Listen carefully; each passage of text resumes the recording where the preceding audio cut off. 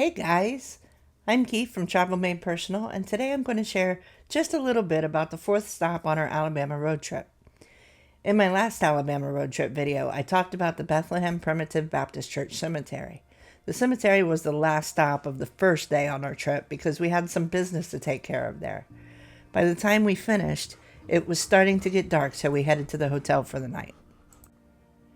Today's video will be a fairly quick one as I didn't get any video of this stop. It wasn't really a place we planned to explore, so I didn't think to capture video while we were there. Dusty and I typically do not sleep well our first night of a road trip. We're usually anxiously anticipating day two's adventures, so we get to sleep really late and then we wake up super early, like before the butt crack of dawn. I try to plan things for us to do to fill in that time before things start opening up for the day so we're not sitting at the hotel bored out of our minds. For this particular trip, we went on a letterboxing adventure. One of our letterboxing spots was Westgate Park in Dothan, Alabama. This park was not at all what I was expecting. I didn't do a lot of research on that park before the trip, just what we needed to know to go hunt for the letterbox. So I guess I was expecting like a kids park or something.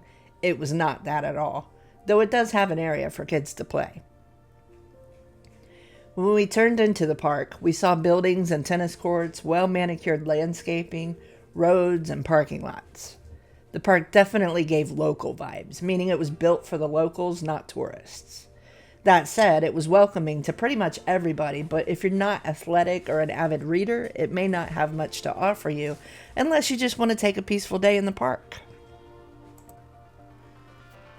We drove through a bit and parked at the library. The first thing we noticed was the Angel of Hope statue, so we went to check that out. It was quite depressing, to be honest. We could tell from what we saw that the memorial was for babies that died. It made us sad. We left the statue to go looking for the letterbox. Unfortunately, we didn't find it. I'm not sure we were looking in the right place. The clue was kind of vague, and there were some people around, so we were trying to be discreet. It's always disappointing when we don't find them, but we may go look again next time we're up that way. After failing to find the letterbox, we walked around the outside of the library looking at the cute statues outside.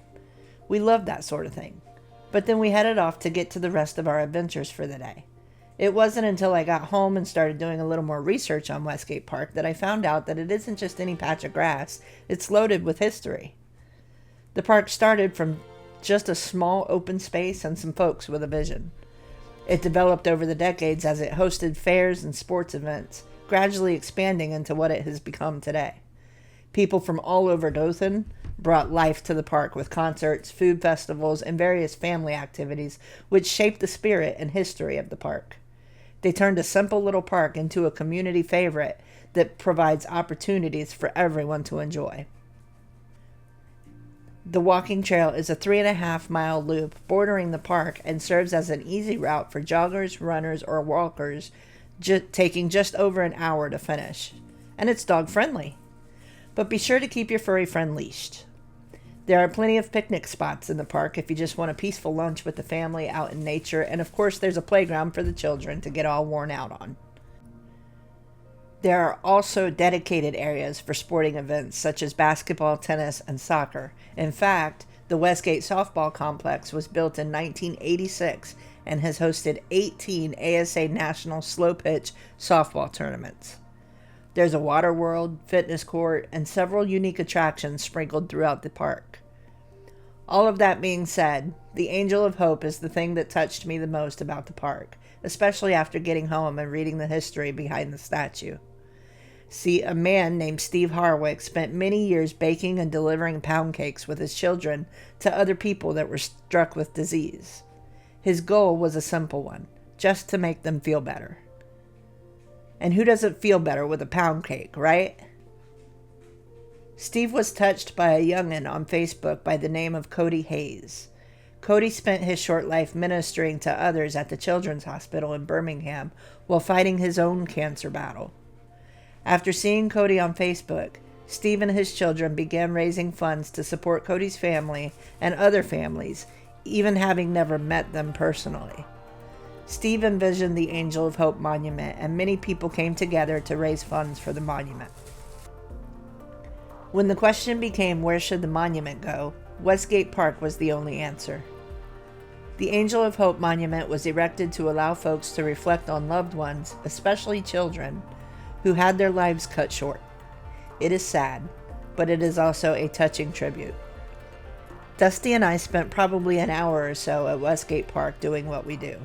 We are not athletic types. We do hike from time to time when we find something we want to explore, but this wasn't our purpose for visiting this park, so we didn't hike that day. We both found it to be a beautiful, peaceful park that would be a great to spend a quiet day just playing and enjoying the outdoors if that's what you enjoy. So that'll do it for this stop. Be sure and stay tuned for my next video about a park we visited in search of another letterbox. Also, be sure to like and subscribe so you'll get notified as those videos get released. But for now, get out there and explore the world your way.